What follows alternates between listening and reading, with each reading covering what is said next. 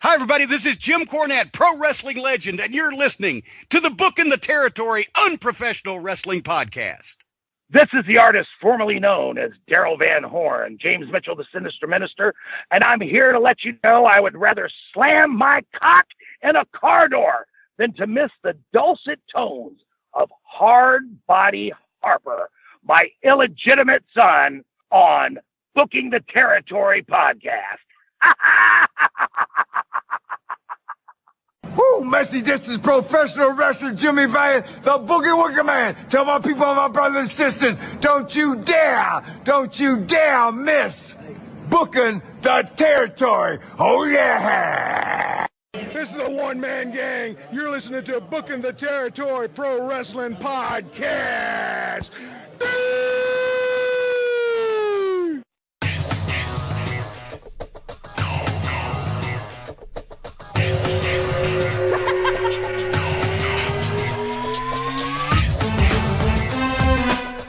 Welcome back, everyone, to this week's episode of Booking the Territory, the unprofessional wrestling podcast. For today, we're talking NWA Saturday Night on TBS, July 23rd, 1988. I'm sitting here with Lance for one more week, and not Doc Turner. Doc will be back next week for everybody who hates Lance and his orange slander. Lance, how you doing? Doing good. Wah, wah, wah. Okay. Harper, you were giving us a history lesson on Cher right before we hit the record button. What were you saying? She's the only person that have four number one hit songs in 4 different decades. Which I had no clue about. Yeah. So Lance knew it. I did know it. Lance don't know shit. I know Cher. That's Americana, man. She's like John Denver and those kind of crazy things that are a piece of Americana that are fading away. But she's not fading yet. And stuff. When they had a WrestleMania in Dallas, Stephanie was dressed up in kind of that black suit that Cher did on the battleship, and Cher actually tweeted, "Why is everyone talking to me about WrestleMania?" Because she didn't have a clue what Cher what was. She never clue what. She seemed pretty cool. It just came across kind of cool on Cher's part, you know. She was doing that. It seemed kind of a joke thing because I tweeted out something about it that Stephanie was in a Cher outfit. As much as I hate what the WWE has done with wrestling, they kind of did make it about as mainstream as it could get. Unfortunately, in a way. And things aren't changing. Miz signed a long contract. Paige signed a long contract. Orton signed a long contract. So ain't nothing changing. We'll see. I don't want to get into the AEW WWE debate. Lord knows there's enough of that online. All right. So we're sitting here just shooting the shit. And again, it's July 23rd, 1988 of NWA Saturday Night. Before we get rolling, special shout out to our largest page contributors monthly, Disrespectfully Classy, Marky Blassie, who will be coming back soon. I don't have a date, but he'll be back on the show. And Kyle Riley, Mike Childry, thank you for your generous patronage each and every month. And then shout outs to new Patreon members, Jim Bartek, David Sutter or Suter. I apologize, David, if I said it wrong. And then Zach Spoonamore. I don't know if I'm saying that right, so Zach, if I'm saying it wrong, please send your hate mail to @SMU_Heavyweight on Twitter. Hey, he will react to that all. Well, but anyway, if I had it written in front of me, I would have worked on it ahead of time. Of course you would have. And then with that said, Lance, you got anything before we? I don't want to rush this, but if you got anything before we jump into Saturday night? No, I'm going to throw something in the middle, but let's go right now. I hear you. Harper, what about you? Anything you want to complain about? Anything that's pissing you off this week? It was great. Fucking LSU beat Bama. I mean, the Saints dropped a turd, but good Lord. Whatever. I mean, they just literally just. I think they were just like hungover. Like, from what though? From fucking they're drunk off of greatness. I guess that was, dude. The NFL is amazing. It just really is. Things like that happen. We'll see how they adjust and come out. Look, they still got 7 wins, so there's that. Although I think they have offensive problems, but that's a story for another day, and not this podcast. As we jump into Saturday Night on TBS again from July 23rd. So this show opens. Hold on, let me hit the rewind button on this Patreon video I'm sharing. This show opens They show them constructing the Tower of Doom from the Great American Bash, and then Tony, David, and JR open the show. They discuss another Tower of Doom match that is coming to the Cap Center.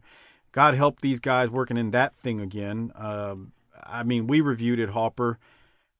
I don't know what else to say. I will say this for the people who are not patrons. You're missing out on a great Patreon episode as Harper described the tower as a ship being tossed around in the sea. Remember when you said that? It was like... Yeah, it just kept moving back and forth. Nice. I'm going to have to... That's about right, man. That's what I remember. Yeah, we had some fun doing that Patreon episode, especially when they started scaling the ladders on the Tower of Doom. Harper just completely lost it and was like, look at this shit. Anyway, they talk about the Tower and Tower of Doom and doing another Tower of Doom at the Cap Center. And then we do get news that Ric Flair will be in action today. And we go straight to the ring for the Russian assassin who defeats Trent Knight. This match went on for way too long. I mean, do you have anything from this? You know, Lance, I'm curious. It went on for a long time. Hey, I hate to shoot my wad right here at the beginning, but, this Vladimir Pietrov, his wife is Carla Nelson. I didn't realize that. She was kind of fading off the bodybuilding scene when I got into the bodybuilding, magazines and shit like that in 95. She was kind of fading, but she was a huge ass chick. And she did these videos. You can go on YouTube and see these wrestling videos that she put out where she's wrestling smaller men or women and all these things. I didn't know about it. And he was, totally into filming it with her as far as being behind the scenes and stuff. Yeah. And everything. So anybody wants to go on YouTube, that's Carla Nelson. You can see his wife, and they're still married and everything. You said Pietrov, but that's not Pietrov, right? That's not Pietrov. That's what I got as Russian assassin, that he was the Russian assassin, and then Angel of Death comes in as tag team partner. Am I wrong Petrov, on that? No. I'll say I've already fucked up. Him, right? Pietrov was the guy who came in when Darso left. See, I don't belong on this fucking show. Exactly.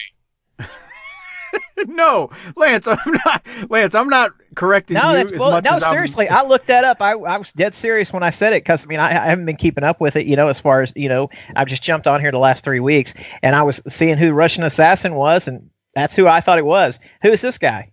This is Dave Sheldon, Angel of. Oh, so this is the Angel. Okay, yeah. so yeah.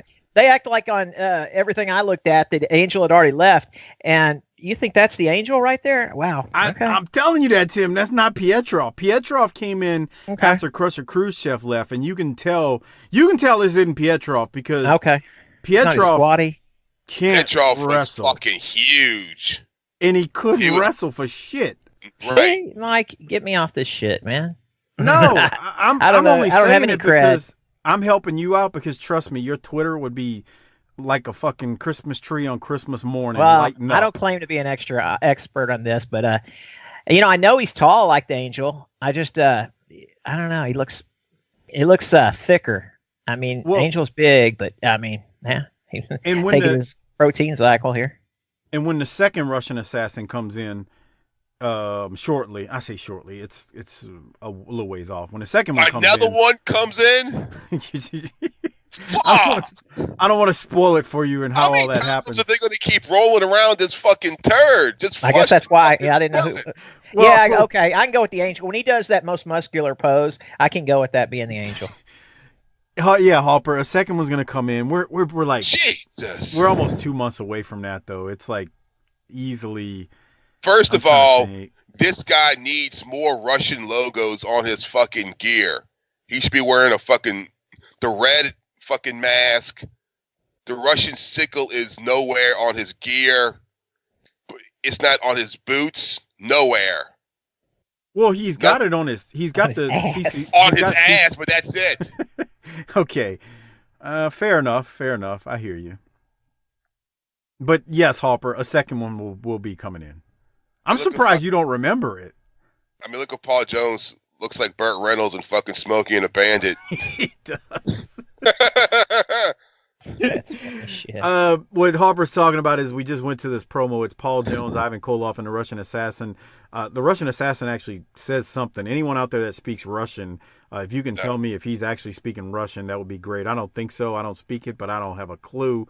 It just sounded like gibberish and not Russian. And then Paul Jones right here, we're not going to play it, but he threatens to fire Ivan Koloff if Ivan Koloff does not take care of the Road Warriors. And Ivan was great right here, to be honest. It's not worth playing, but Ivan was like, nah, I got this. But, yeah, that's that. So, Lance, did you have anything from it? Yeah, I see Pietrov now. He wasn't wearing a mask when he did it. I was trying to throw something in. Fuck. See? Fuck. It's Mike dragging me on here, man. I'm just sitting in the shadows and stuff. Mike pulls me towards, and I make a big old stink. I told you. If everybody go see Carla Nelson anyways. Yeah, for real. I told you if I don't mention it, your Twitter handle would be lit up like a Christmas tree on Christmas Day. I don't claim to be the expert on this. I did watch it all, though. But he knows everything about world class. Good God.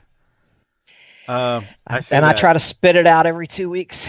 With great affection on the Patreon show at tinyurl.com/PatreonBTT that we do. All right. We'll keep going. Harper, do you have anything from that promo before we keep moving? No. All right. What did you think of, not Pietrov, but the Russian Assassin's accent in Russian right there? Whatever, bro. It's just, how many times we gotta keep... Bro, when the Berlin Wall falls, these people are fucked.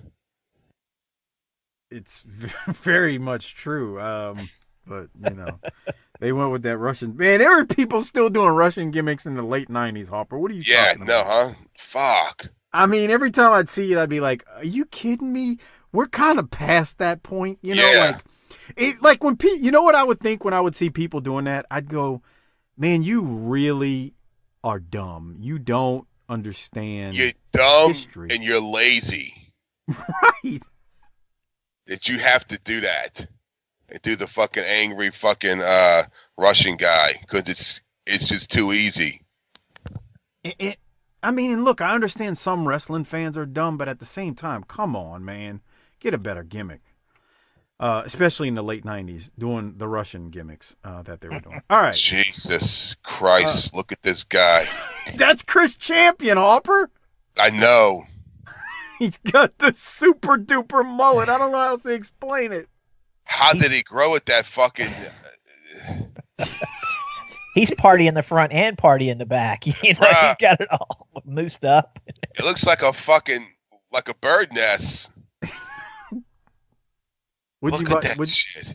What'd you say about your boy that his hair looked like a cape? David Allen Coe.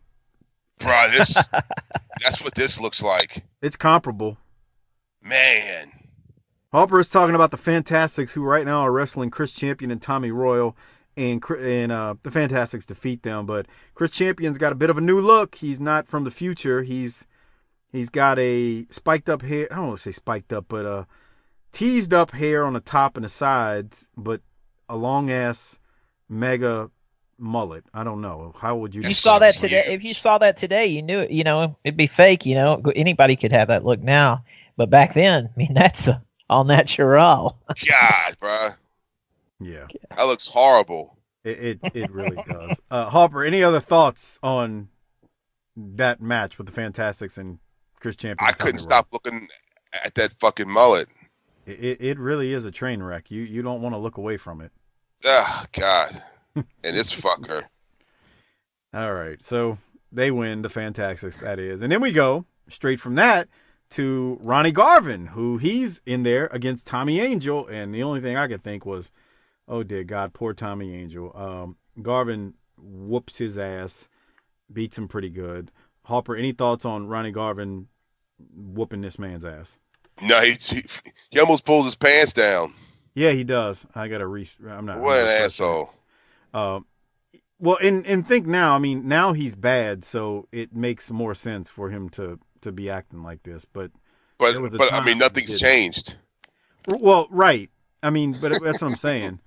It's amazing, isn't it? Like his in-ring style is still the same as a heel. Yeah. And let me tell y'all, enjoy Ronnie Garvin. He ain't got much longer. Unfortunately. Absolutely. Yeah, we're nearing the end. Any thoughts from you, Lance, on this match? No. I didn't have any either. All right, so I got to go to a promo now. We got out there Gary Hart, Al Perez, and they got something to say. Here it is. They tried to put the living legend Dusty Rhodes out of action. Wait a minute, we did not try to put him out of wrestling. What we tried to do, no, not what we tried, but what we did was we prevented Dusty Rhodes from winning the United States Heavyweight Champion. What we will do in the future is to eliminate Dusty Rhodes from the world of professional wrestling. Don't say what we're trying to do. We have friends in very high places, and we have some connections. We have a thing here that nobody's going to stop. And the difference between us and some of the other people that come out here, they talk about what they're going to do. Well, you see, we don't talk about what we're going to do. We do it. And then we speak about it later. Now, as you can well see, the man with the hands of stone is like a pit bulldog. Once he gets his teeth into you and starts pounding on you, you best quit, or you best have some real tough friends. Al Perez is like a lightning bolt. He can strike you anytime, anywhere. Now, I have heard that Dr. Death, who'd you ever kill, sucker? Probably Oklahoma football is probably the only thing he ever killed. You want to jump in our match? Ha ha! Come on out. The bigger they are, the harder they fall. Dusty Rhodes has a lot of friends that wants to help him. How long they gonna want to help you? You great big ugly hog. You Texas trash. Your mama was trash. Your daddy died 42 years old, drunk in a ditch. That's what the American dream is. The American dream ain't nothing but trash from the day he was born until we put you out of business. You talk about what you're gonna do. Why don't you do it, Rhodes? Why don't you come out here right now and stop this? I'll tell you why you don't. Because you don't want to get knocked out like you were knocked out in Baltimore. You talk about what you're going to do to James Dillon and Barry Windham. You ain't going to do nothing to nobody, sucker. The only thing you're going to do is complain. So you get your friends and you come on out. Because the lightning bolt Al Perez and the pit bull ain't nobody stopping us. Least of all, Texas trash like yourself. Believe it, because it's true. Well, you can see Gary Hart and his people are awful brave when the American dream, Dusty Rhodes, is not here. Ladies and gentlemen, we have more action to come right after these messages. All right, I'll go to Lance first. What did you think about Gary Hart right there? He's getting on him. Stiff, bro. Getting pretty personal, eh? That's pretty wild and stuff. You know, he got on Fritz von Erich one time, in the middle of the night. Fritz called Gary Hart in Dallas and said, "Listen, keep my wife out of it. My wife never drawn a dime in this business. Keep her out of it." Because, you know, he got all personal like that and stuff. So, you know, it's pretty wild, but, you know, they go back so far. So, you know, trying to raise that heat up. Yeah. It was stiff. Harper, what'd you think? Did his dad die at 42 years old? I don't know. I didn't even look it up. I don't know how old Dusty's dad was when he died. I just assumed it was close to being true. I mean, that was a long time ago, and I don't know. I feel like it was not uncommon for males to die between that age and, you know, mid-50s. I mean, I think about, like, my grandfather on my mom's side. He passed away early. I mean, he like just had made 50. So, I mean, I don't know. I just assumed it was, but I don't know. Lance, do you know? I'm looking it up right now, see if I can see anything. Go. Or if I don't say anything, I usually don't find it. Kind of like I never found whoever's age last time or something. But if I find it, I'll tell you. 42 and was trash, and he was drunk and died in a ditch. Damn. Sounds like a class act. That's nice, Harper. Go ahead and correct yourself. That's real nice, man. That's someone's father. I know, man. Come on. Making fun of people like that. Shit. All right. Harper, anything else while Lance is looking that up? No, just typical Texas trash. Let's go now to that's Jim. Bullshit. Whoa. That's a little stuff. Let's go now to Jim Cornette, and I want Harper's commentary on Stan Lane's look once we're done. So Harper, if you got anything brewing, this on the next great. Which one is this? This is okay. Cornette in the midnight. I got a question. You want to ask me after or what? No, during a promo. Are the belts two different belts? Look at them closely. Okay, I will. I didn't even notice it, but let me play it and then I'll pay close attention to it. All right, here it is. Ladies and gentlemen, the rumors on the street. Jim Cornette wants a shot at the World Tag Team title. They're United States Tag Team Champions. They're number one in line for it. Jim Cornette, what about the rumors? Take a look at it right here on the shoulder. U.S. Tag Team Champions, now the longest running U.S. Tag Team Champions, are also the only team that's held a U.S. Tag Team title twice, brother. We're setting all kind of records and fantastics. You couldn't be sorrier, and I couldn't be happier. But you're talking about rumors, you see. It ain't no rumor, it's fact, brother. The U.S. Tag Team Champions are number one contenders to the World Tag Team title. Now, for the past 9 months, Tully Blanchard and Arn Anderson have had the World Tag Team title wrapped up, but for 6 of those months, we've been U.S. Tag Team Champions. What has happened? We haven't got one single world title match. Now, there's all kind of reasons for it. I mean, it violates dressing room politics, okay? Maybe they forgot. Maybe the Midnight Express is a can of peas that the Four Horsemen wouldn't necessarily want to open up unless they had to. But maybe, let's give them the benefit of the doubt here today, David. Maybe they don't want to break up any friendships. Well, we don't want to break up any friendships either, brother. You see, JJ and myself have been business associates.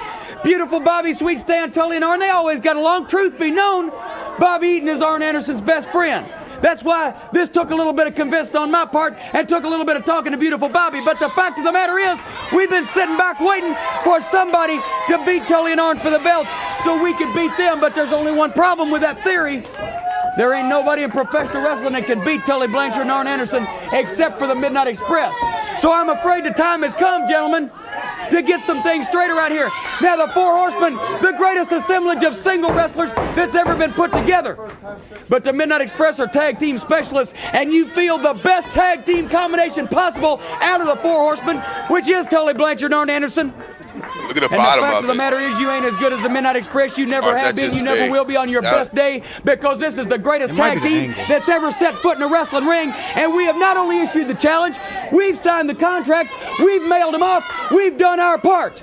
If J.J. Dillon signs the contracts for Tully Blanchard and Arn Anderson, then there will be a World Tag Team title match between the Midnight Express and Tully and Arn. And brother, like I said, we don't want to break up no friendships over this, so I tell you what we're going to do, Ben, is how we're nice, sportsman-like Christian athletes, and Ben's how these rednecks out here, they're probably going to be split as to who they want to cheer for, and some's going to cheer for them, some's going to cheer for us. Makes no difference what happens. Everybody in the dressing room's going to be betting, some on Tully and Arn, some on us. I tell you what, we're going to disregard all that, JJ, Tully and Arn, and we're going to make it just between us, just like friends.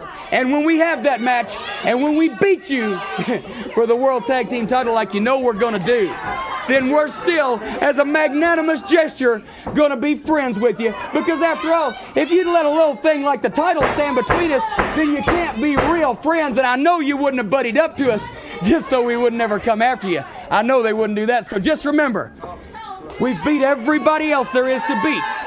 The only people we haven't beat is the people we ain't wrestled. All right, ladies and gentlemen, you heard from Jim Cornette and the Midnight Express, the number one contenders for the World Tag Team title. Now let's go to the ring, and Al Perez and Gary Hart. Harper, I saw what you were talking about. It's hard to tell, but it looks like the one Bobby has, might be a little longer on the bottom. I don't know how else to explain it. It's stance looks more wider, doesn't it? The front plate. I just think that's the light on it. Okay. I mean, I kind of see what you're saying, but I don't know. I mean, it's close. It ain't completely different, but I see what you mean. I don't know. What do you think, Lance? Did Lance mute himself? Hey. Sorry. Oh, there he is. He did a dot. I did. Hey, I do think they're the same belt, but the angle, throws you. I see that a lot on belts and stuff when I look at the tag ones or stuff like old belts to see if they match. And I've got bad grainy pictures from the 70s, and it's usually the angle that throws you. But I think that's the same belt when they pick it up at the end of the interview. Yeah, well, there you go. At the end, it looks the same. But okay, so then I got another question. Harper, Stan's outfit, the Zubaz, the polo shirt tucked into it, the chain on his neck, the fucking ridiculous glasses, the hair teased up, kinda. I mean, I'm thinking this is the first time where we saw Zubaz, isn't it? I think from him, I think we've seen him on the Road Warriors. Yeah. But I mean, what kind of car is Stan driving right here? Stan's driving a Vet. Absolutely. There you go. A Corvette. He got a Vet? Yeah. He's got a Corvette, bro, with the T-tops down. What year? Oh, fuck it. Brand new, bro. Oh, new one? Oh, brand fucking new. Oh, yeah. Well, He's got a brand new Corvette, bro. Yep. He's got a brand new Vet with the fucking T-tops down. And Bobby's driving a fucking station wagon. Look at him. That's fucked up. He's With got the wood, wife. with the wood panels on the side, right? He's got his fucking wife in there, and he's hating life with the kids screaming, and he's going to drop the kids off to fucking Bible study and shit. I don't know. I've heard Cornette actually say what kind of car he was driving during this time, and I can't remember for nothing. Bobby looks like the family that says grace before they eat dinner. Damn, Harper. Doesn't he? Lance, your thoughts? Well, I thought he looked more like the guy in Walmart who had the little barefoot kid in a diaper in the middle of the night. Yeah, too. I fucking hate that, bro. When you go into Walmart like at midnight and there's just people with kids, I'm like, what the fuck is wrong with you, bro? And they probably have a full diaper. Oh man, that just kills me. Nice. That fucking. Yeah, I was gonna say Kmart, but I didn't think anybody remember Kmart. I don't know. Y'all got Kmart's in Louisiana still? Harper's got one not far from where he lives. That's literally falling apart. It's still open. No, they're all gone now. They finally closed it. That one I'm talking about.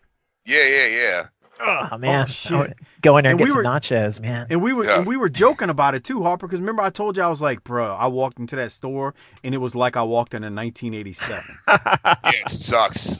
It's fucking depressing. And Harper tells me that place is there just waiting to die. It is. They made a huge Hispanic bazaar out of the one I went to all my life, and I pass it all the time. Stuff. But I remember loving the nachos when I was a kid. It seems like we were in there all the time. Fuck yeah, dude. My mom was there probably 2 or 3 times a week. Yeah. I remember getting the ices with the football. There you go. Helmets on them. You riding a little pony outside for a quarter? Yeah, remember that shit? Carousel, yeah. Living a dream, brother. That's good stuff right there. That's crazy how big fucking Kmart was. I know, man. Or the photo booth. You go in there, shut the curtain. Even you had to step in there. Even if you weren't going to do it, you had to step in there as a kid and shut that little curtain. I got some little. Apparently, they had their own brand of baseball cards. I got a few of them. Kmart? Wow. Yeah. Oh shit. Mm-hmm. Be damn. All right, for this promo, so Stan looks phenomenal. The polo shirt, the Zubaz. Cornette is telling the truth. Bobby and Arn are friends. JJ and he are friends. And he claims it would mess up wrestling politics if they're fighting each other, which there's some truth to that. And the only people he says they haven't beat are the people they haven't wrestled. So, I mean, there's pretty much no lie there.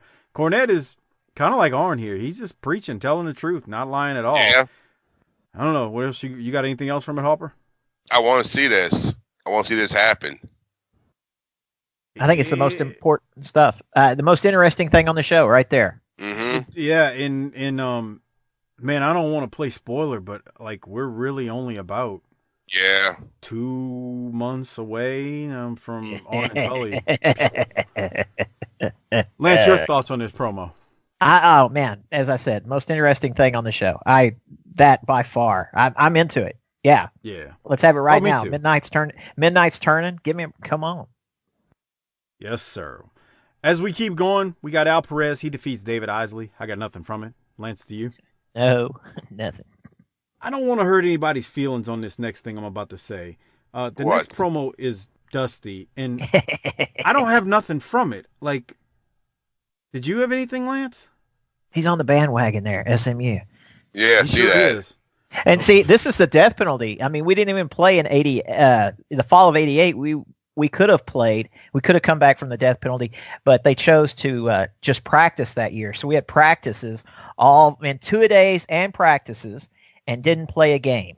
That's fuck that. Goddamn Texas Heat. And Lance Peterson was out there at every fucking practice as a trainer. I was out there at every fucking hot. Insanity in August, and you're out there, and we're not even going to play a fucking game. I mean, that's fucking bullshit. So then we finally, the team. We started back the fall of '89, won 2 games that year and stuff. But that was '88. We hadn't played since 86, 85, the 85 season, maybe something like that. Maybe the 86 and stuff. Because I had an SMU 86 shirt that said SMU 86, and people were always teasing me about buying season tickets and after the death penalty and stuff. Harper, I was no way I'm practicing that Texas Heat, and I ain't even got no games. You should have transferred to TCU. So back to Dusty though.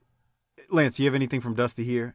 No, just it's just regular stuff. His whole talk and everything. And it's not that he doesn't have direction. He mentions somebody in there, but it's still, this is almost a real filler episode, except for that midnight thing that had some direction. This is kind of just selling some house shows here and there. Just selling the characters. J.J. Dillon, Arn, and Tully got something to say too. I know you don't want to give Arn no credit, but I mean, let's face it, we're gonna get something from that. So, Harper, did you have anything from Dusty though? No, it was just standard Dusty promo. Yeah, he didn't. It was just kind of like 2 minutes, fill some time up, and let's get to the next match. I mean, that's all it was. Which the next match is Rock and Roll Express defeat Agent Steel and George South, and then Ricky and Robert. Well, Ricky cuts a promo, and it's standard issue meat and potatoes. Here to stay, not here to play. Yeah. I mean, I'm not down on them. Look, the Rock and Roll is still doing their thing on NWA Power these days, so good for them. But from the promo, it just was. It wasn't like they were, shooting some hot angle or anything great was going on there. So I didn't have anything else from it. Did you, Harper? No. Lance, what about you? No, keep on rolling. Okay, the Road Warriors murder J.C. Wild and Rick Allen. I emphasize murder. I mean, they just destroy these poor bastards. I'm trying to get to it because it was just so terrible how they just beat these poor men to death. Harper, anything from you on the Road Warriors killing these guys? No. Lance, you? Just freaking, they're still monsters. They're just rocking right here. Hey, I made that mistake about Piotrov. I'll be thinking about that for a week. But I did read that Dusty, instead of bringing in Piotrov at the last second whenever Piotrov came in, he was actually wanting to bring in Sid somewhere in there. And see, that's why the timeline worked out, because Sid was in Memphis at this time. But I don't understand. That's just what I read. I've never heard that before, that Dusty was early on the bandwagon but changed his mind at the last second. Bring in Sid in '88 or when Pietrov? See, that I thought that this was Pietrov, and I read that whenever they brought in Pietrov, which I guess was earlier in this, you're saying that he was going to bring. It was last year. That was everybody thought he was hiring Sid at first, but that would have been really early on in the Sid. I guess not that much. Sid had already done like a humongous gimmick besides the other guy. Anyways, so I don't know. I don't claim to be an expert on that, but anyways, he brought in Pietrov at the time, and now I see who Pietrov is and everything. I looked at the pictures while we were doing that, going, "Damn, got to get my facts straight." I'm waiting for Harper to give Fuck. Anyway, but as I said, Sid was still in Memphis at this time, all the way through the end of the year, because he fights in Dallas when Jarrett has the promotion already in Dallas. He fights Kerry middle of December. Well, December 18th, if you want to be exact, on a Sunday show. But anyways, we're not doing a world class show. All right, let's keep going. We got the Road Warriors. They're going to cut a promo, and they're as intense as you'd expect. Here it is. All right, ladies and gentlemen, the Legion of Doom, the Road Warriors with Paul Ellery. You know something, David Crockett? We got a little comment on this Midnight Express and that the Horseman thing. How come in all the wrestling magazines in the world it says #1 contenders, the Road Warriors? I'd like to know where you get your information, Cornette. You said you've beaten everybody in the last couple of years except for the Horsemen. You ain't ever beat us, and neither is the Horsemen. We're #1 in line, and when we get a chance, we will take the World Tag Team belts, right, brother? You know, Animal, every morning when I get up, I pray the Lord that I stay a neo-maxi Zoom dweeby because everybody else happens to be slugs and clamheads and morons and Ronnie Garvin's. Ronnie Garvin, the life you could save may be your own. You ought to get out of the business, Ronnie Garvin. You ought to get a new haircut. You ought to get a lot of things. But one thing you gotta do is this for sure. You gotta get out of our way and Dusty Rhodes' way. You don't get out of our way and Dusty Rhodes' way, you become part of the highway. We snack on danger. We die on death. And dead men still don't make money. Tell them, Paul. You know, David, I heard Paul Jones out here telling Ivan Koloff, putting up. All right. Any thoughts? I'm not trying to bury any thoughts, Lance, on the Road Warriors and their intense. They're convincing. I mean, they're got some vernacular there. Yeah, man, they rock and roll. Hey, the magazines are at work. Come on. But I thought they were #1. They were #1 to me. I mean, I was a fan of them, all through the years, and the magazines certainly pushed them and everything. So, and I even got an autograph from them one time at Hooters in Dallas before Raw, before we carried cameras around all the time with us. So I have no picture of it. They autographed the program? No, They had a little promo thing and stuff at the time. I didn't even have a program or nothing I did have programs time. That's before I kind of started doing the old autograph a program or something. To say you don't have a picture is amazing because you got like. I know. Oh, now I do. Pictures. Now I have Animal. I think Animal signed something at the WrestleMania WrestleCon for me, where he's press slamming, or it was a 6-man versus the Freebirds, and they were tagging with Bill Watts. I think that might have been the one I had him autograph. But at the time, I wasn't thinking about that shit. I mean, I met Kerry Von Erich one time and had him sign a legal tablet because I couldn't think of nothing for him to sign. I've still got the legal tablet in a sleeve in there, a manila envelope, and I'm like, yeah, I always put on Twitter once a year whenever that comes around because I know when that date was, and I always say, yeah, here's 14-year-old Lance couldn't think of anything but a legal tablet to have Kerry Von Erich sign. That's nice, Lance.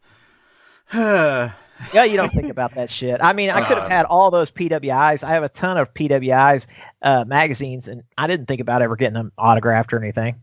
And now, see all these guys online driving you nuts with all their autographed magazines. It's true. Yeah, no. I wouldn't have taken care of them anyways. I mean, people would die if they saw how I took care of my stuff the last 10 years. Once I got everything out of storage and started putting it on Twitter, I was kind of throwing stuff around. Because, I mean, back then, you had to work for an autograph. You had to get lucky to get one. Now you yeah. I mean, now you just go to WrestleCon and just stand in line and. Right. Yeah. Which is kind of good for the guys in a way, because I mean, they have a means of making money outside of the ring, but at the same time, it makes the autograph not really worth. Exactly, because everyone has one. Man, that is damn truth right there. I went up to Terry Gordy at a show one time, Gary Hart's promotion he ran for a little while here.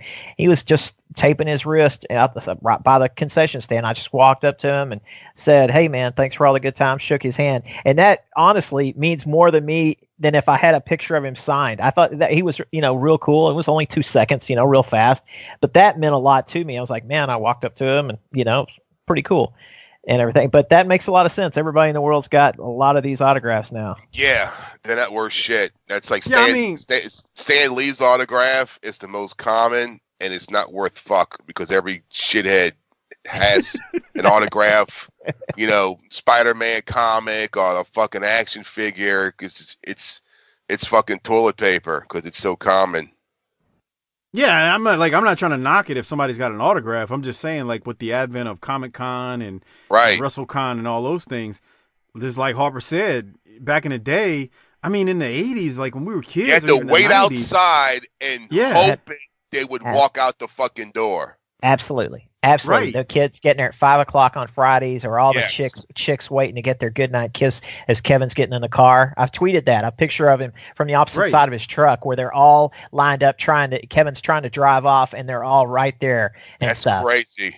And those are the women that are still on these Facebook pages today, and they still remember those 2 seconds with Kevin or Kerry, and that is the truth. And they'll tell you about it 5 million fucking times too. Jesus Christ. Man, they drive you up a fucking wall. Okay. Harper, did you have anything from the Road Warriors as we keep moving? But what's that mean when he says the life you save might be your own? Was that from a commercial or something back then? I have no idea. Yeah, there's somebody that quoted that. Somebody said that. Yeah, that's real familiar. It was the other shit that I wasn't following what he was saying. The Zoom dweeby thing? Yeah, that's something, I guess. He always says that too. He said that 1,000,000 times. But I don't know if that's like a drunk driving PSA that he's quoting when he says the life you save. Something like that. Yeah. There you go. When I say I don't know what it is, I don't know where he got it from, but it's definitely familiar. All right, so they keep going. Mike Rotunda defeats Gary Phelps. Sullivan is out there with Rick Steiner. I don't know. Rick Steiner's losing his goddamn mind out there or something. I don't know how else to explain it. Harper, anything from Rotunda against Gary Phelps? I like it when fucking Kevin pulls him to the side. It's like, come here, man. Yeah. You fucking shit up. Come here, man. like he's a kid. Dude. That's fucking misbehaving at fucking J.C. Penney's. That's the mom pulling him over. Come here, bro. Stop pulling tags off the fucking clothes, bro. Come here. Harper grabs his little ass by the collar. Get the fuck over here, you little asshole. You little bastard. Remember when I used to hide, like, in the clothes? Yes. Hell yeah. And your mom couldn't find you? Yeah. I was mesmerized by standing at the top of the escalator, and you're trying to walk down it all the time. Dude, it's coming up. My mom used to yell at me and grab me by my collar, and she'd literally yell when she couldn't find me or I was doing something I wasn't supposed to do. Come here, you little bastard. All the time. I swear, the way people used to look at me in public, I was like, man, I'm embarrassing the shit out of her. All right. I got to play. I want to hear Kevin Sullivan. He says something in his promo. This is the Varsity Club right after the match with Rotunda and Phelps. Never before in the history of wrestling has there been such a combination of wrestlers as the Varsity Club, managed by the Games Master Kevin Sullivan. Mike Rotunda, the world television champion. A true champion, by the way. Hey, we are kind of like a combination plate. We got it all, David. What can I say? We got Steiner. Even though he doesn't count for much right now, he's up and coming. Where he's going, we don't know that either, but he's up and coming. We got the Games Master. We got the world's television title, and I've heard Dr. Death out here running his mouth and Sting and everybody saying how tough they are, how bad they are. They're going to beat me for the title. I'm going to tell once and for all that I come from Syracuse University. They don't make any losers there, and I'm going to hang on to this title for as long as I want to, boys. And Dr. Death, I'd even wrestle you in your hometown for this belt. Think about that. I'm confident. Get out of here. How do you control these men? I don't control them, but I want one thing, and I want everybody to listen.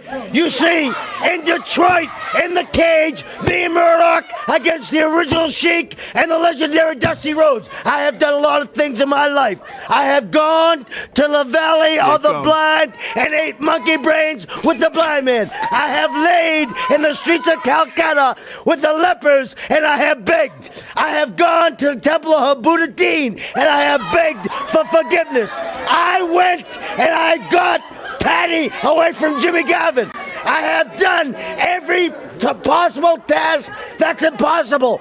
But Dusty Rhodes, you are nothing but a lowlife scum.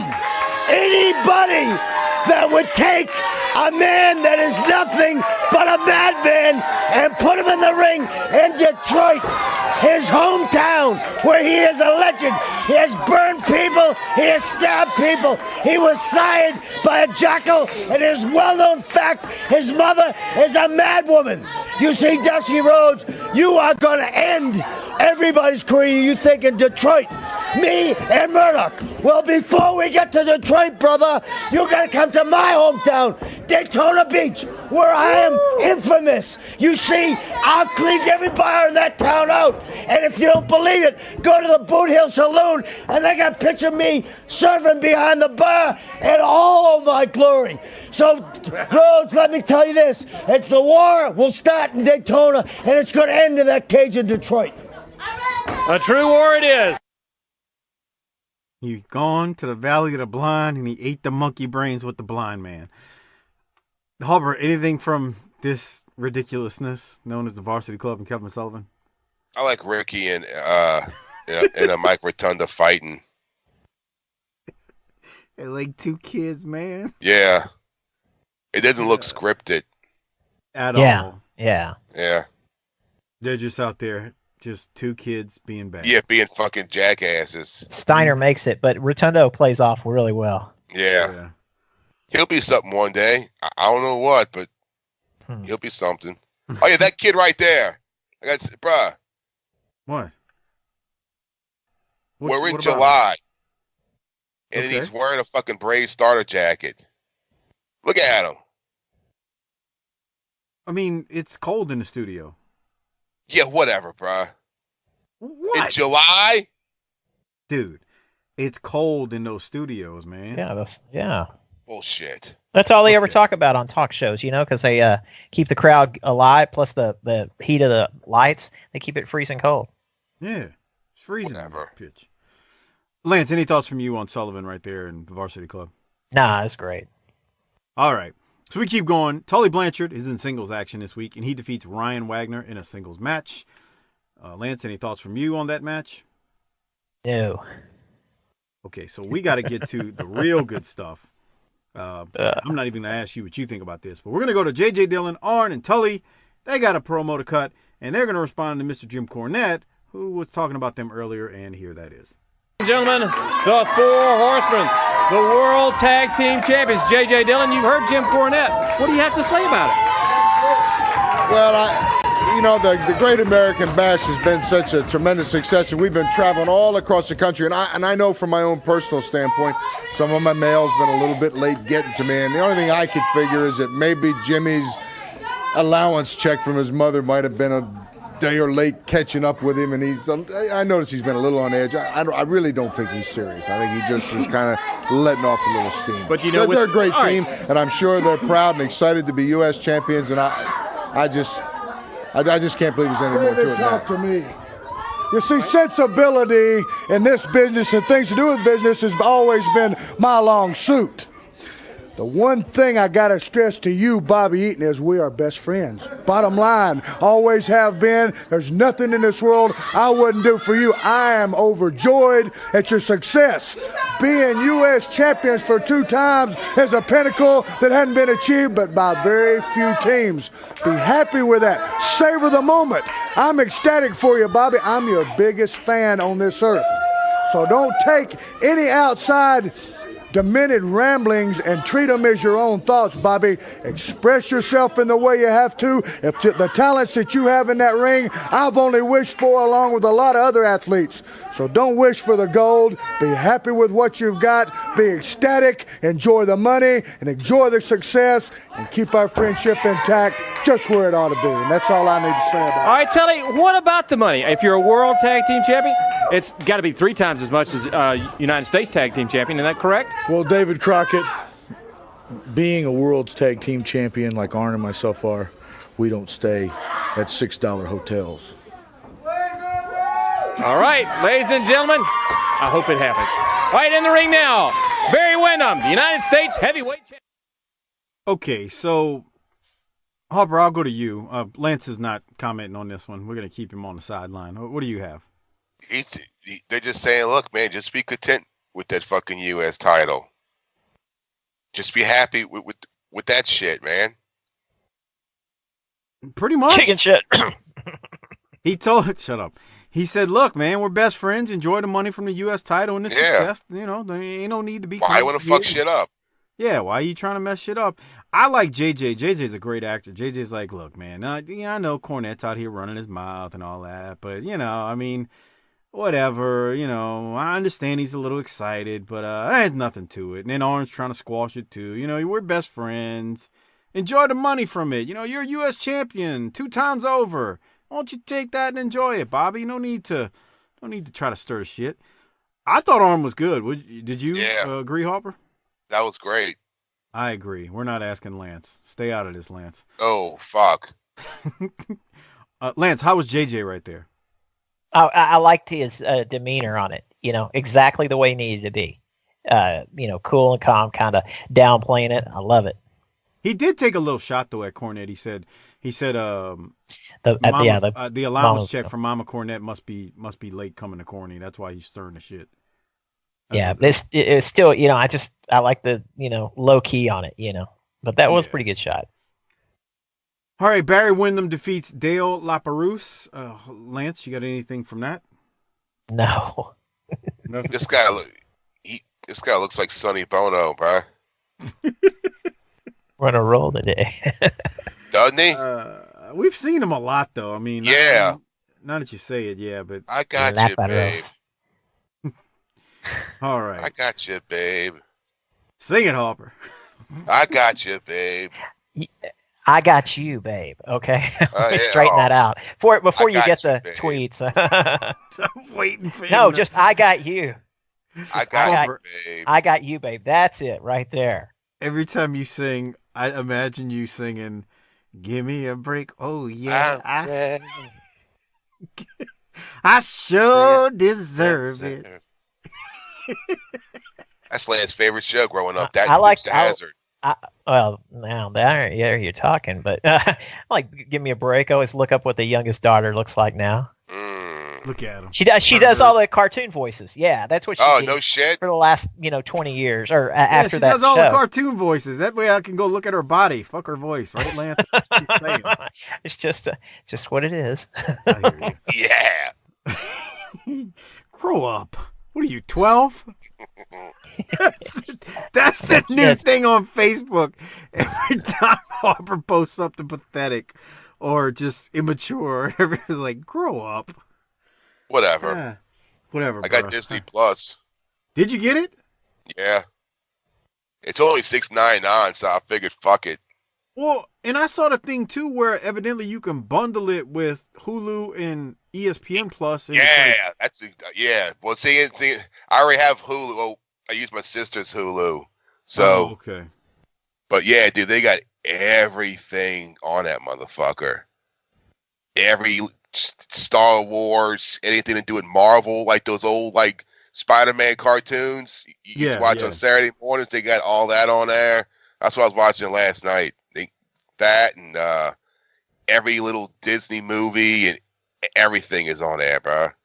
Somebody told me DuckTales was on there. That's what. Yeah, they got all those Disney cartoons, all the old Mickey Mouse cartoons. It's everything. So it's a lot. It's a lot. And if you got kids, this would definitely keep them fucking occupied.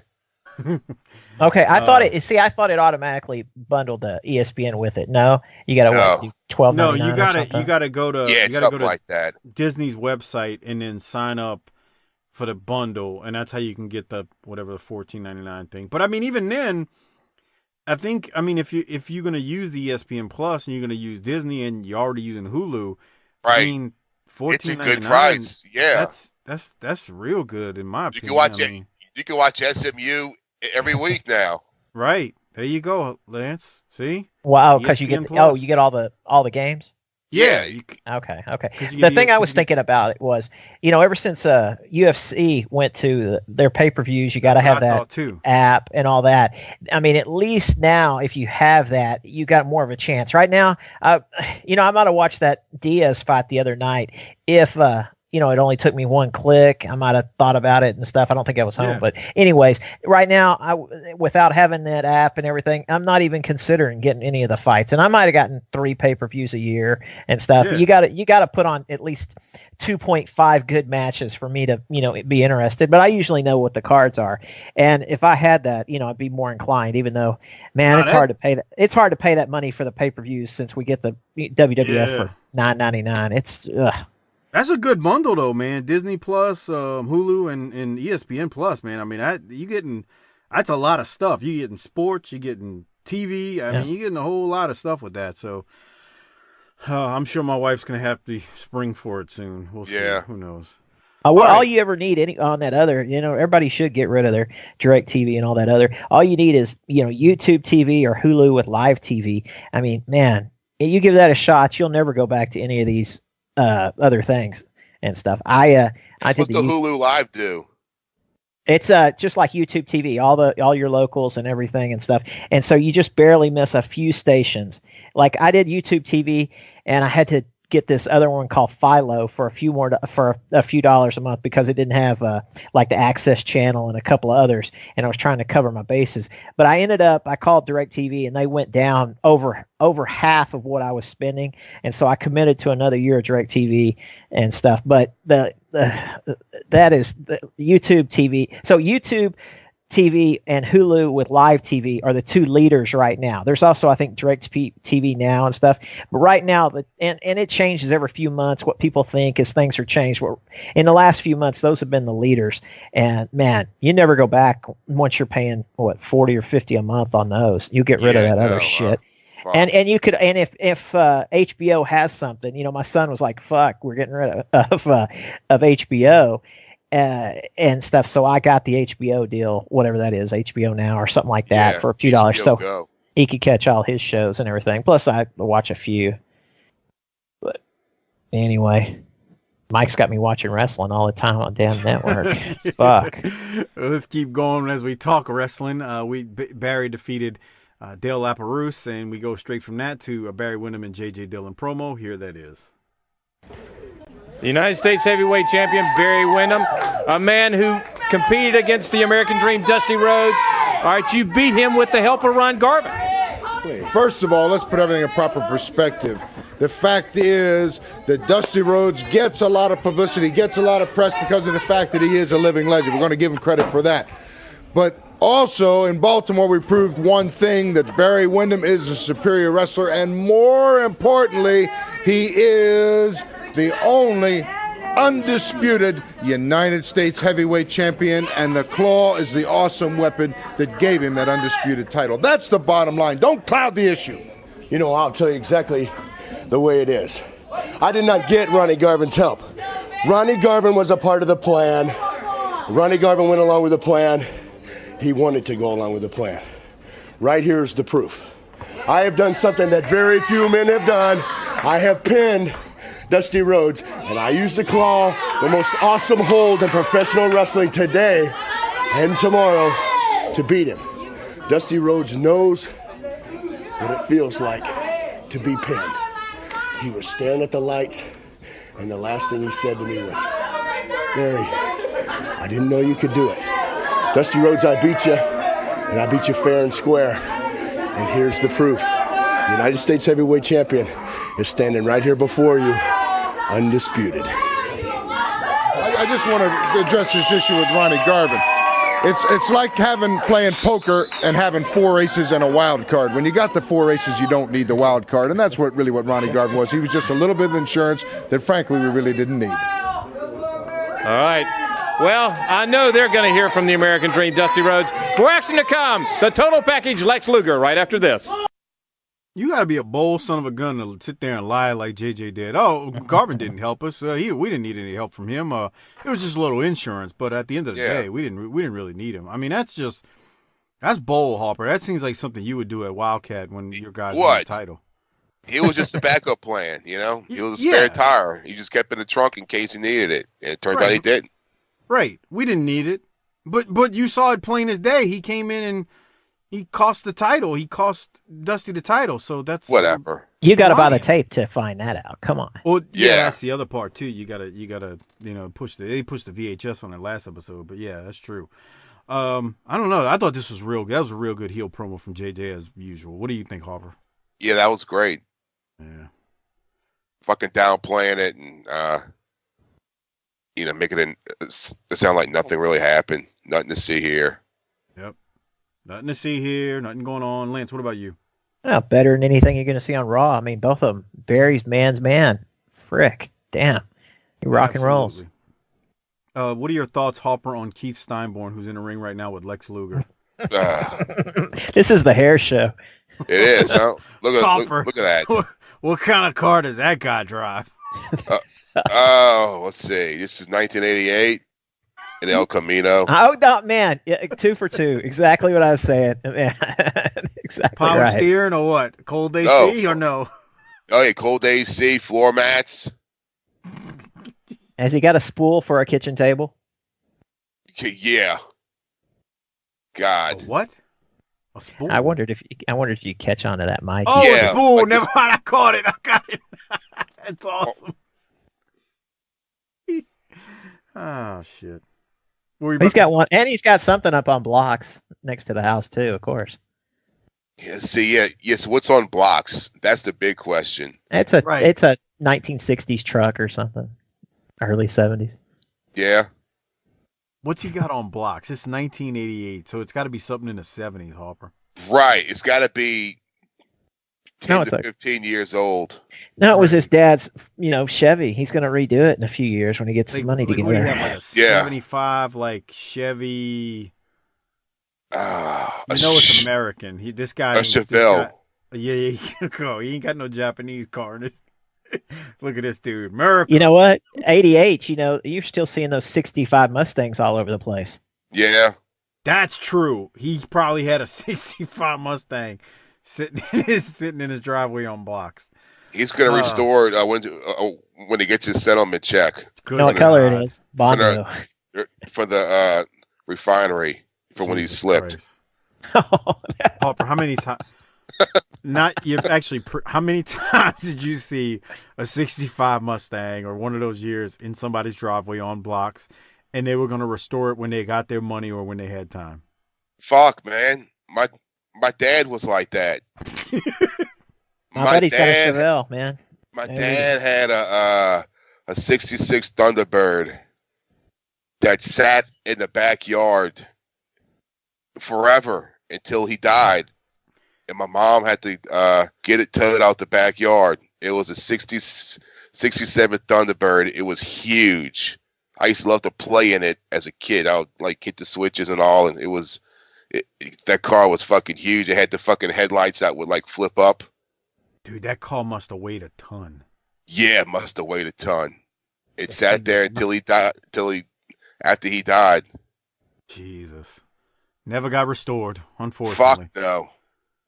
My buddy's 56. He's got a Chevelle, and it's a dream to give it to his son one day. And now he realizes it probably won't happen, but he won't not. He didn't have a pot to piss in, but he ain't giving up that Chevelle that won't run. Yeah. Well, he can still give it to him. It just won't run. It ain't gonna run by then. If there's no kid, I mean, there's no kid and there's no woman. He's got to find a willing partner somehow first, and we'll wait 16 years. He's like Carl from Aqua Teen Hunger Force. You're over my head, man. Oh God, I'm a fucking old man. I do know the name of the show though. Yeah. Speaking of names of shows, we got a crazy show right here where we've got Sting and Dr. Death and Nikita going up against the Green Hornet, Larry Stevens, and Cruel Connection #2. God, this guy, dude. Imagine if you had one of those old TVs back then, what a color would be kind of fucked up. This guy with this green outfit would just be a big fucking blur. It would blind you. It looks like one of them fucking glow sticks. He does. Nice. Dude, he looks like a highlighter. Yeah. It's pretty bad, and they're, like I said, Dr. Death, Sting, Nikita, they're going to defeat these guys. I don't have anything from it other than that. Lance, you? Oh. All right, we'll keep going. The Spam Slam of the Week is given out, and that this match goes on for way too long, just for the record. But then we do get the Spam Slam of the Week, which goes to the Road Warriors. And then we go to the very last match in this week's show, which is Ric Flair, who defeats Curtis Thompson with the figure 4. Lance, anything from it? No, it's just always cool to have Flair on TBS, though. Yeah, man. This I don't think this has happened in like 2 or 3 years. What you mean?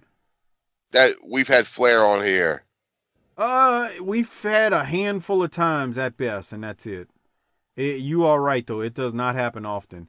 I think back when he fought Garvin, that was in the studio. He fought not Magnum, Barry. Remember when he fought Barry? That was in one of the arenas. Yeah, not often, man. He's not wrestling often in the studio. He wrestles more than Dusty in the studio. Dusty never wrestles. Yeah, that's the truth, isn't it? Wow. Yeah. I thought about that. Yeah, you're right, Harper. You don't see it much, and he wins, like we said, with a figure 4. So. All right, with that said, let's go to Flair and J.J. Dillon. They're going to close out the show with a quick promo, but here it is. All right, ladies and gentlemen, the number 1 man in the world, the World Heavyweight Champion, Ric Flair, and the man behind him, J.J. Dillon. Well, I think Mr. Ted Turner had to be honored this morning to have the World Heavyweight Champion, the greatest heavyweight champion of all time, the Nature Boy himself, Ric Flair, consent to appear here on national television, and I'm sure it's going to be reflected very nicely in the ratings. But on a more important and a more serious note, I've been besieged by calls from not only Jim Crockett Jr., President of the National Wrestling Alliance, and the Wrestling Network, but from promoters, frankly, from all over the country, all over the world. And I've never seen so much interest in trying to get 2 men back in the ring and wanting Lex Luger to get another shot at the world's heavyweight title. And I'm not going to argue the point of whether he deserves it or not, but really it's become a question of economics. And once again, Mr. Flair is in the driver's seat. And we can sit back at this point and let one promoter bid against another until we get the big bucks. And if Mr. Flair wants Dom Perignon or Perrier in his dressing room, if he wants a black limousine and a white limousine there when the jet lands, so depending on what kind of a mood he's in, he can pick what color he wants. We, frankly, are going to get what we want this time out. Wouldn't you say, champ?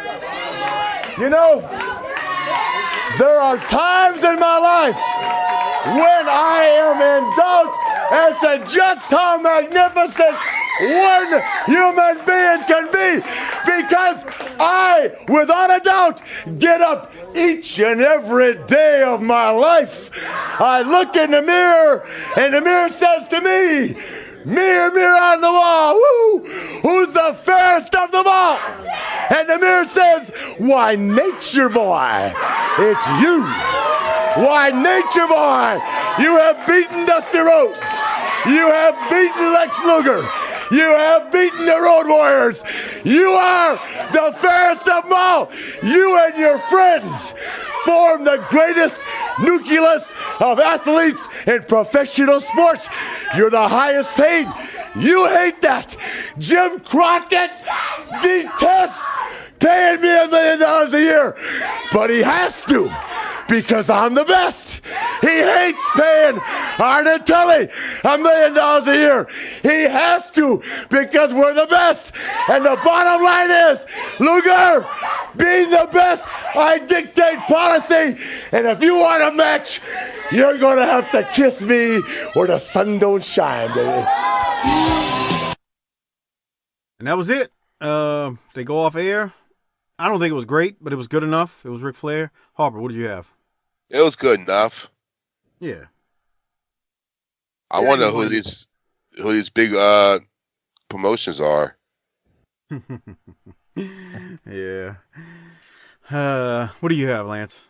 It's right where he should be. You know, I like him out there, just him and JJ.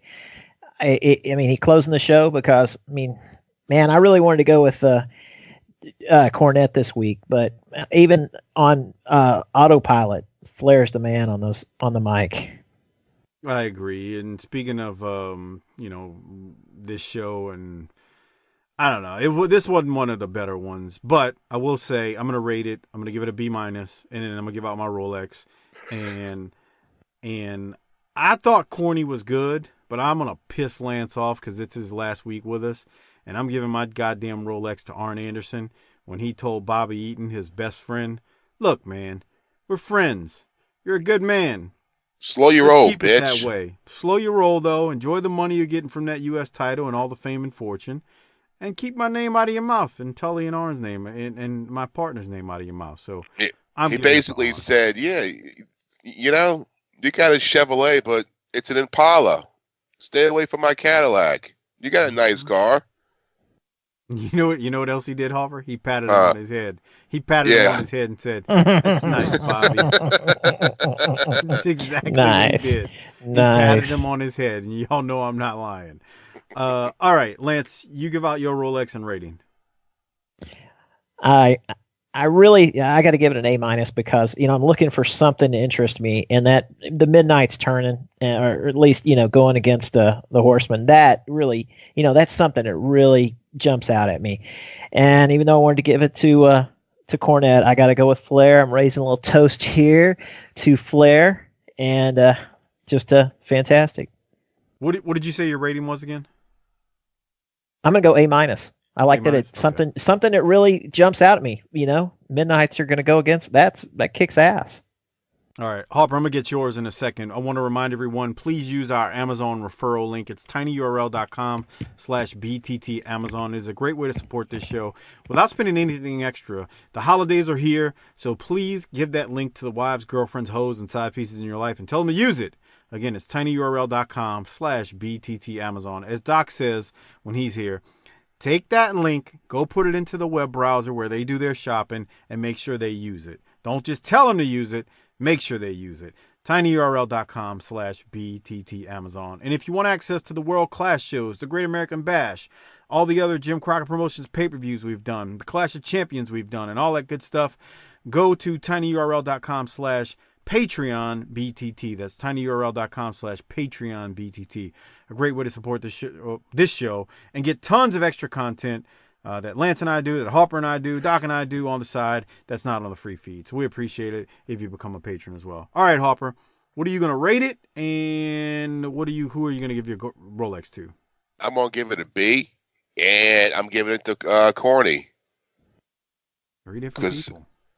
They're swimming in uncharted territories with this. Get ready, because, I don't have it memorized, but it's like the next 7 weeks, they're just jawing back and forth. Yeah. And it's the last hoorah of Arn, and that's what's sad about it, man. Yeah. And that's what I was thinking during that promo with Rick's like, that's why you pay Arn and Tully $1 million. They're in the back thinking bullshit. Yeah. we got to do a Patreon special on the episode on Arn's show when he says why he left. Dude, I must have listened to that like 10 fucking times. Me too, Harper. I listened to it at least. I listened 5 times at least because I was like, I went back and was like, I don't want to miss anything. Yeah. I had to it, and I'm gonna listen to it again. Remember that number, 11.5. Right. He kept saying it. I mean, when you listen to it, it makes all the sense in the world why he left. Yeah. Like, you can't dispute it, You just can't dispute it. Money, especially when it's like that much money. Yeah, they were like, especially Arn, man. For real. God, of all people. Lance, you be quiet over there. Don't say nothing. They were doing that with Arn. God damn. But we got to do some kind of special episode on it because it's so worth it when you think about that, how he ends up leaving and how it all goes down. So I can't stand it when they do the ones with people like send in questions because it's not like with fucking Cornette where it's like questions I want to hear. It's like dumb shit. I'm like, fuck, man. I don't want to hear this dumb shit. I agree. Plus, nobody answers like Cornette because Cornette's got a memory like a fucking hawk. I mean, he's like, Cornette's, love him or hate him, the one thing he did was he kept great records. He wrote everything down. He journaled a lot of stuff, and he still got all his records. So he can recall all these stories, and he's just got that vivid memory. I mean, it's so different. Like when you, and I'm not gonna say everything he says I buy in 100%, but I agree with you. Like when you hear even Shivani when he does the question episodes, it's like, it ain't the same. I agree with you. But we definitely got to do it when Arn leaves. Lance, I know you don't want to join us, so I won't even ask. When Arn leaves, I'm gonna make sure we do something or try to do something where probably be for patrons where we talk about that episode that he did on why he left Crockett and how all that went down. So there's that. September 8th. September 8th. That's the last one that he does? I don't know if that's the last taping or it's the last actual match he had before he left. I thought it was okay. And so I think you're right, and I think it's that next week. Actually, you're right. I think the next week he's not on Saturday night. They're not there. Yeah, I looked it up. I looked it up back, after I made that first Iron comment. I had to look it up and see. Yeah, they're there. They lose the belts, and then they're gone. They're not the next Saturday. They're not on. Yeah. TV. Yeah. Do they bring it up or no? They just pretend like it's like it never happened. That's a good question. Stay tuned. I actually remember. Well, I actually remember that promo that JJ cut, and JJ says something like, "The Four Horsemen are still okay," but he doesn't say their names or anything. Yeah, and he doesn't. I think he's like real bland with his commentary on it. But I don't think they. The only thing they say, it's kind of dumb because at the top of the show, from what I remember when I saw it years ago, Tony Schiavone just breaks the news at the top. We got new NWA World Tag Team Champions. The Midnight Express won. And you're like, what the fuck? Yeah. Because that's what they did back then. They broke the news instead of like showing it for later. But yeah, we'll see. All right, before we get out of here, a couple of quick things, and I'll throw it to Lance if he's got anything. Want to shout out the Wrestling Podcast About Nothing with ROH's Brian Malonis and Mike Crockett. They do their show every single Monday. Just search WPAN or Wrestling Podcast About Nothing wherever you get your podcast from. They do classic and current stuff, so check it out. Good stuff. They support us, so please support them. Also, check out Our Vantage Point, the Retro Wrestling Podcast with Joe Murata and Michael Quinn, the northern version of BTT, slightly classier, a little bit more professional, but still fun nonetheless. Thanks, Joe and Quinn, for all your plugs. Again, they support us, so please support them. We appreciate it. And Lance, anything you want to talk about before we get out of here as you've made your... Damn, you've been with us almost a month now on this show. No, everything's good. I was glad I came in, around a pay-per-view and stuff. So I'm fine. Just gonna sit back and go to my world-class shows. You did good, kid. You did good. I fucked up on the front of this. Oh, thanks. I'll see how you talk about me next week, Harper. What? After I'm kissing your candle ass. What? No, we'll see how he treats me next week when I'm gone. But it's been fun. Hey, Lance, next week he's going to be cutting promos on you at the beginning of the show. I know, man. You know what I'm having? You know what I'm having right now? A little cranberry and water. I'm trying to get away from Cokes. You know what cranberry juice is? At the strip club, don't you? What? Called a red screw. So, if they're either if the girls are not, of age to drink, but they're there, they just sit around drinking cranberry juice to look cool. Or if the bartender has a deal with them and they'll order, you'll order a drink and you'll say, what do you want? And they'll go, I want a red screw. And what it is it's a cranberry juice with no alcohol, but they charge them like it's alcohol. So it's, screws the guy over when you're at the strip club. Jesus Christ. And there you go. You got to learn, you learn something here from me. I lost weight from just quit drinking diet drinks. It's crazy. I drink that Pepsi Zero like it's water. I've got to stop. Dude, that's what I would do. I drank it nonstop, and I stopped drinking it, and I fucking lost weight. I'm back in my Levi 501s. Oh hell yeah! We talked about that a while back, Lance. All of us, same. I'm the same way. I drink too much diet soda, man. I really do. Well, I drink two. I drink one for lunch and one for dinner. That's it. Yeah, I've been trying to cut back to just like one at dinner. Because you're right, like just drinking it all day is just not healthy for you, man. Killing me. I'll jump on iced tea for a week and then get off it for a while, back and forth. But yeah, it's killing me. I just drink water from the faucet, bro. Yeah. I'll take a little ice out of the refrigerator and drink water out of the faucet. Yeah, I don't need a bottle of water all the time or nothing. Yeah. I remember one time I was helping a friend of mine move. It was in the summertime, so it was fucking hot as fuck. And so they didn't have anything else to drink in the house, so they like had a pack of Dixie cups. And I got a Dixie cup and just got water from the faucet. And they looked at me like I was drinking fucking battery acid. Because I was drinking fucking water from the faucet. I got some in-laws that are like that. What the fuck are you drinking? What is wrong with people? Like, why? I don't know, bro. I mean, I brush my teeth, man. I usually stick my head under the spigot just in the bathroom, you know? Yeah. I still do dumb shit like that. You know? I still drink out the hose fucking every now and then. Hell yeah. Now you're talking. Now you're talking. People are dying that we say that. But hell yeah, you drink out of the hose. I don't like, I don't. Might have been in the dog's bowl. I don't care. I don't get why people get so like, what's wrong with you? You drink water? Because they've been beaten to their head that it's so dirty and disgusting by the fucking bottled water companies. Bruh. Look, I mean, I ain't telling you if you live in Flint, Michigan to drink water out the tap. Don't get me wrong. Okay, let's get that straight. That's a problem in itself that needs to be fixed. Straight up. Look, but I mean, I've never seen water come out of my tap like that, no matter where I lived. And I don't know, man. I feel like there's a million other things that are more harmful for me than tap water in this fucking world. For real. Like the diet soda I drink is more harmful than freaking tap water, you know?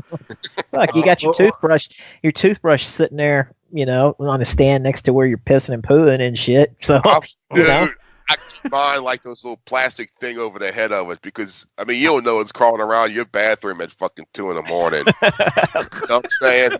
Yes. I got to think about that. I think about that. The fucking roach has been fucking two-stepping on your toothbrush when you're sleeping, and then you fucking go in at 5 a.m. and have fucking sleep and brush your teeth.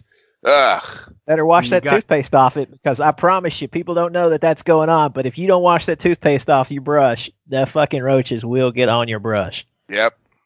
No doubt about it. Cockroaches. That's a fucking Kmart talk right there. On your toothbrush. Ugh. That's nice, Harper. I'm just saying. Nice. All right, so I'm trying to think. You're in the bathroom, middle of the night, and hey, how you doing? This week's show actually is the week before Thanksgiving. So everybody out there, if you've hung with us this long, next week's show we'll have the annual BTT How to Give Thanks on the holidays at your family's Thanksgiving. So if you've never heard it, get ready. It's about 6-7 minutes long. We recorded it a couple of years ago. We just kind of went off on a tirade about giving thanks, and I don't want to ruin it for you. But we will play that at the end of next week's episode.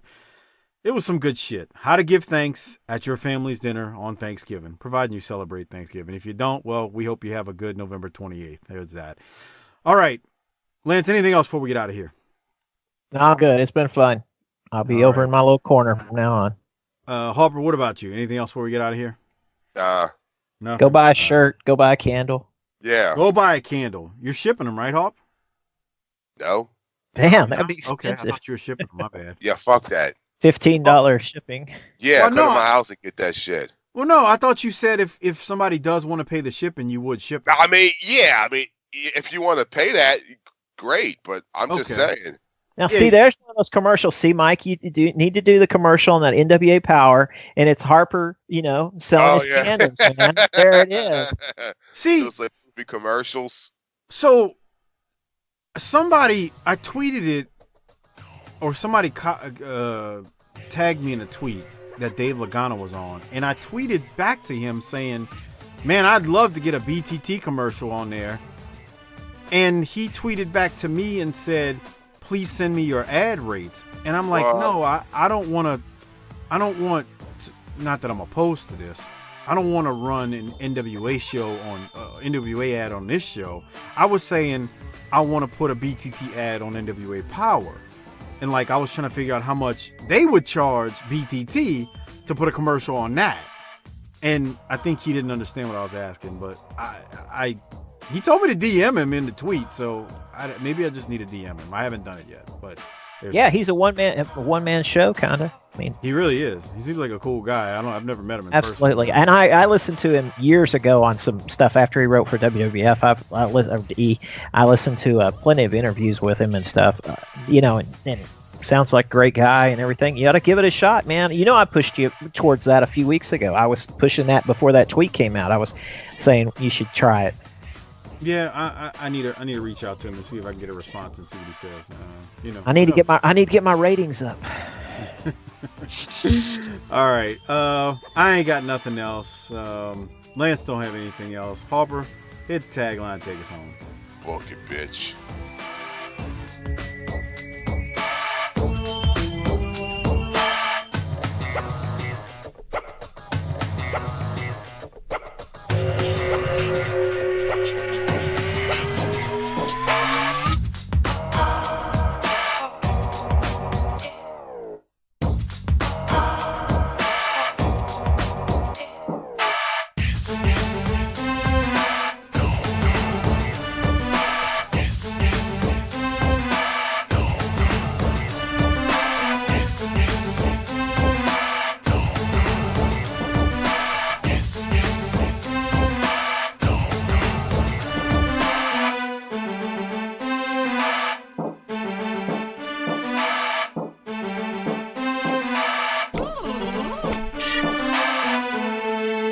Before we get out of here, I want to say thank you to all of our patrons out there for supporting this show and making this show possible twice per week, every single week with the Smoky Mountain shows and the NWA shows.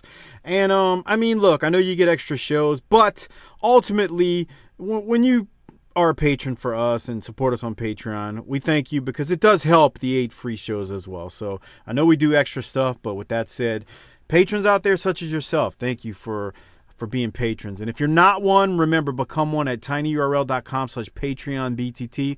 Over 200 plus episodes are available on Patreon for you to enjoy and listen to extra stuff that we've done, wrestling stuff, non-wrestling stuff. And when I say non-wrestling stuff, it's nothing political or social things in the world. It's just Harper, Doc, and I having tons of fun talking about just utter stupidity for entire episodes. So that's what you have to look forward to. There's a lot there. The Dallas Cowboys ring rat house.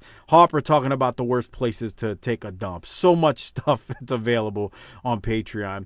Now, I also want to say a special shout out to our Hall of Fame Patreon members, Don Dipponet, Lee Russell, MDQ for Life, George Davis, Kevin Carter, Michael Angel, Bob Richards, Rocky Suazo, Christopher Champer, Will Harkey, Robbie Dyson, Rick Beebe, Brad Duknife, and Tom Schlegel, Coach Joey Chase, a.k.a. Willie Chase, Steve Malbasa, LaRon Brown, Kenny Byersdorf, Glenn Abbott at GA WrestleNut on Twitter, Bobby Murray, Marlon Mueller at Halfpoints Point on Twitter. Keep cutting those promos, kid. You're the man, Marlon. Thank you, man. I appreciate your support. Long time. Josh Warren, you too, long-time supporter. Everett Starr, Mike Childry, Kyle Riley, Disrespectfully Classy, Marky Blassie, Craig Norman, Johnny on Patreon, the great John Dean at YRC21 on Twitter, Josh Dunn, Ryan in Auburn, good old Justin, Robert Smith, Joseph Ice, Tim Morecci, the BTT Research Department, Adam Price, Brian Evans, Mark Wilson, Armando Martinez, David Jordan, Jesse Jacobs, Chris Myers, Gerald Green, Mitchell Johnson, Mike Prue from the Bottom Line Cast. Make sure y'all check that show out. Him and JV do a great job. And Mike Prue is also a co-host on the ECW Extreme Live Cast on our Patreon feed. Will Parker, Jeremy Bryant, Classy Alex, David DeVries, SV Pagem, Bill Sousa, Big Rich at Spyboy Sportscap, Ari Miller 39, Jay Shiny, Ruben Espinoza, Merciless Jones, Jesse Lucas, Chris Browning, Justin _Andrade, Coleman822, Marty Howell, T-Hog94, Godbold Unreal. Thank you for all of your support. And lastly, like always, thank you to everyone. I can't forget, check out the Bottom Line Cast with Mike Prue and JV. They have a podcast series where they're getting close to the end, but they've chronicled the career of Stone Cold Steve Austin month by month and on a weekly basis. It's a really good show. They basically just go through Stone Cold's entire career. I say entire career, it's mostly his WWF stuff, but Mike and JV also do the ECW show on our Patreon feed, and that show they do on their free feed. Just search the Bottom Line Wrestling Cast or go on to Twitter at Bottom Line Cast and you can find them. Thank you, everyone, for all of your support. That's it. We're going to get out of here. You know what Harper always says when we get out of here? Book it, bitch.